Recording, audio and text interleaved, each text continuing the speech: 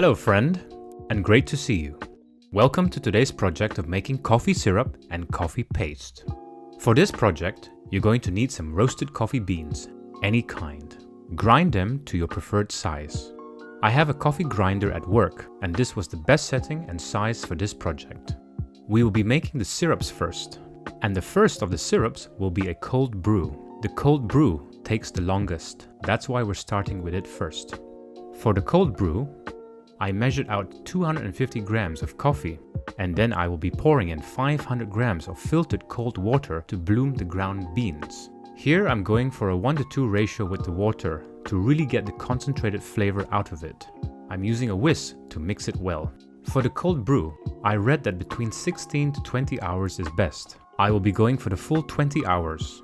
Cover it and place it in the fridge. The next syrup will be a hot brew. For the hot brew, I'm doing a 1:1:1 ratio of ground coffee, water and sugar. I will start with 500 milliliters of water, then 500 grams of pure cane sugar. You can of course use different types of sugar or sweeteners depending on your flavor profile that you're after. You can use brown sugar, coconut sugar, honey or even agave. It all really depends what you're after.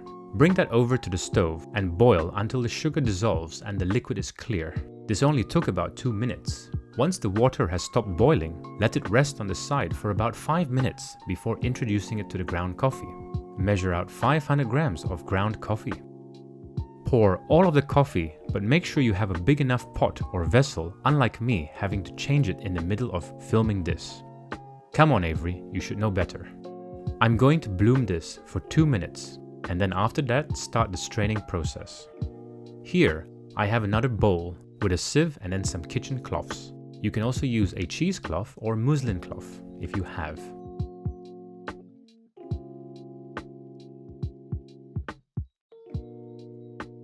I'm going to have a small sample.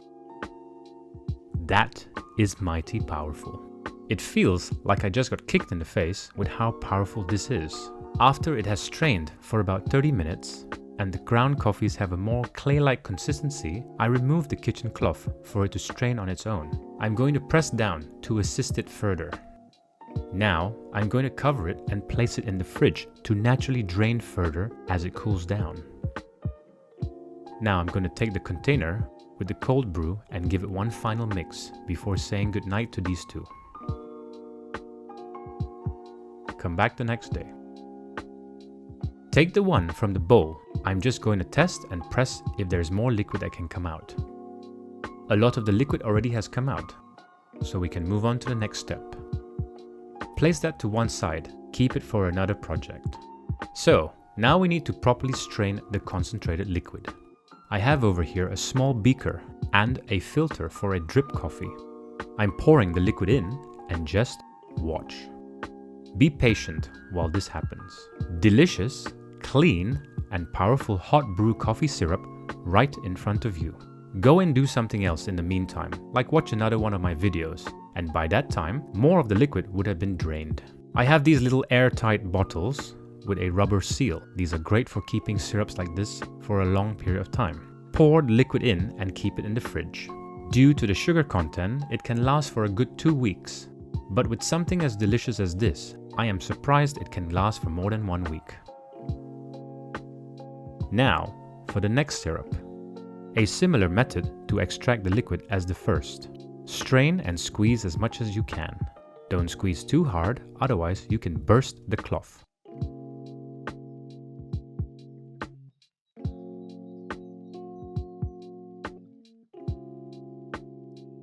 Similar in principle, I have the final combined weight of the water and coffee, and I am adding the same amount of sugar.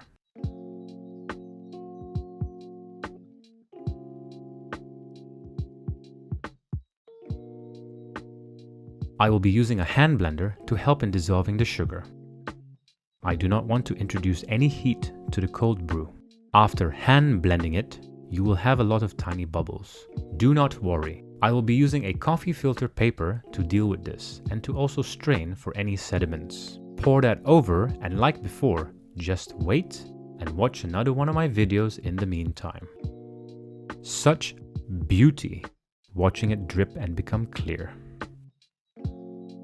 Later on, you can assist the paper by twisting it to speed up the drip process. You will end up with something like this. Clean and clear, just like the hot brew syrup. I'm not a coffee drinker at all. I have now tried the hot brew method and now as well the cold brew method. And to my surprise, I enjoy the flavor of the cold brew method more. It is less invasive with the punch of the roasted coffee notes and as well as the hot water to extract it. The cold brew method allows me to taste more of a fruity note and a more pleasant mouthfeel. But by no means will this make me a coffee drinker. However, going forward in life, I would like to enjoy more coffee with the cold brew method.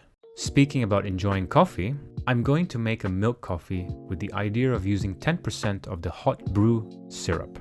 Full fat cow's milk, of course, nothing else. This is 200 milliliters of milk, and to this I shall add 25 milliliters of the hot brew syrup. A quick stir and 1 cold ice cube block. Damn, this is mega delicious. It's summertime right now, hot outside, and this is very refreshing. So, what other thing can you do with this syrup? You can soak your sponges for making cakes with. If you make an unsweetened version, you can even dip the lady's fingers, or saviardi, sorry for my bad Italian accent, to make tiramisu with. Since we have done the 2 coffee syrups, let's get on with the coffee paste. This is a very simple process to make, but it requires a stone grinder. I am not using a blender because I don't want to cut the beans. I want a smooth paste, and in order to get that, this thing will grind and grind with the 2 stone wheels to achieve that.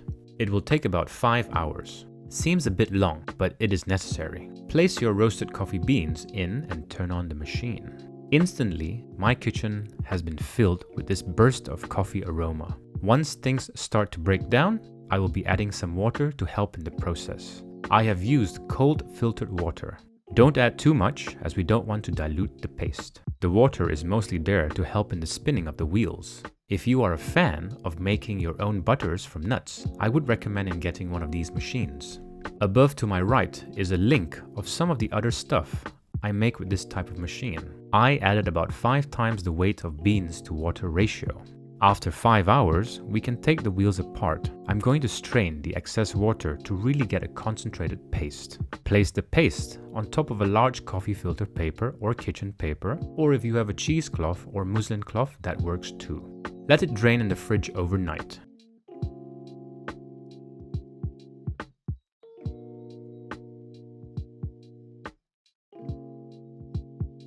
Come back the next day.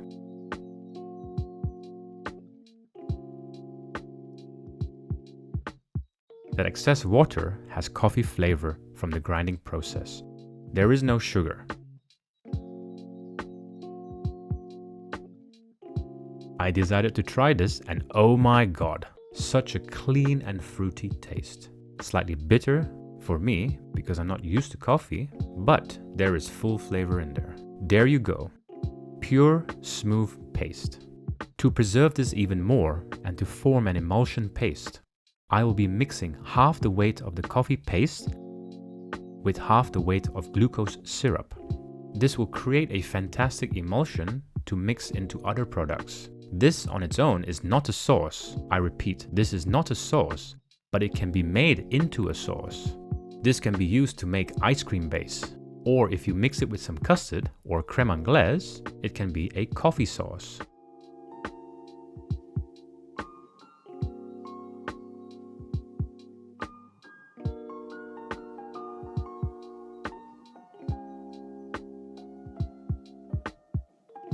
This, on the other hand, can be mixed into cakes, and since it is smooth, you won't have that gritty texture from the ground coffee. You can also mix this into buttercreams and make coffee buttercream. This part here, you can also make a facial mask or a softer body scrub. Bang down with the jar to get rid of excess air bubbles, and you can keep this in the fridge for days, or keep it in the freezer for months. Well, there you have it guys, today's project of making coffee syrup and coffee paste. I hope you have enjoyed this caffeinated project just as much as I have. If you did, hit that like button, leave a comment and let me know what you would do with these items in your kitchen. I'm going to have a rest now after having so much caffeine, especially more than I'm used to. Until next time, bye for now.